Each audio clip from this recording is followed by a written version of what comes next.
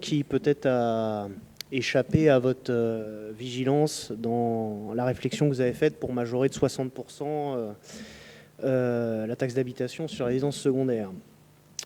Aujourd'hui en France,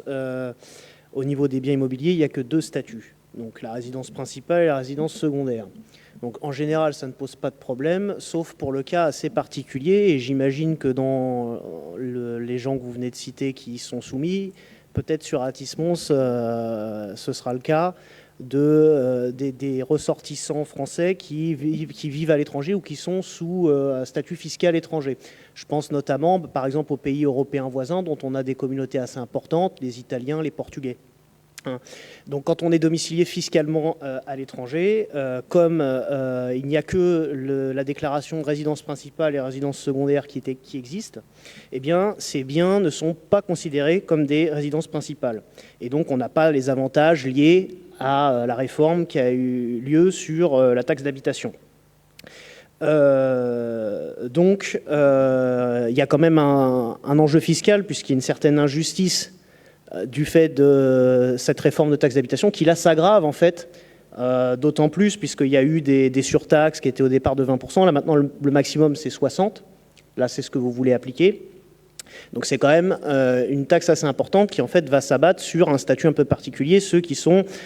français et résidents fiscaux dans un autre pays, parce que c'est le cas souvent des personnes un peu âgées qui ont des biens, peuvent avoir une propriété au Portugal ou en Italie. Je prends ces exemples à dessein parce qu'on a pas mal de ressortissants sur Atis-Mons. Donc je ne sais pas si vous êtes au courant, mais pour traiter ce sujet, il a été voté au Sénat une proposition de loi qui vise à créer, pour ce statut-là, justement, pour ces personnes concernées, un nouveau statut pour la résidence fiscale qui serait la résidence d'attache. Donc ça a été notamment porté par l'excellent Bruno Retailleau dans une proposition de loi qui permettrait en fait d'être exonéré de taxes d'habitation sous conditions. Les deux conditions sont celles de ne pas louer ce bien partiellement dans l'année, donc pas de revenus locatifs, et que le bien soit libre de toute occupation permanente et soit réservé à la jouissance du propriétaire et des membres de son foyer fiscal, puisqu'évidemment c'est pour éviter qu'on ait des personnes qui confient leurs biens pour faire de l'évasion finalement. Donc cette proposition de loi a été adoptée par le Sénat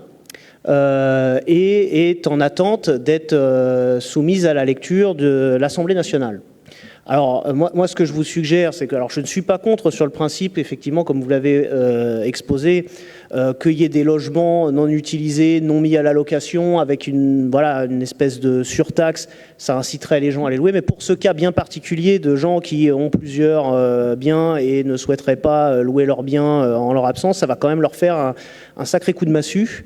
Donc est-ce qu'il ne serait pas pertinent, sachant que c'est en 2023 qu'a été votée cette proposition de loi, peut-être de repousser cette délibération d'un an, le temps que peut-être ce statut de résidence d'attache soit créé, afin de ne pas léser les contribuables qui seraient dans ce cas-là. Alors ça représente certes une minorité, mais enfin tout de même 60% d'augmentation, ce ne sera pas neutre sur ces contribuables.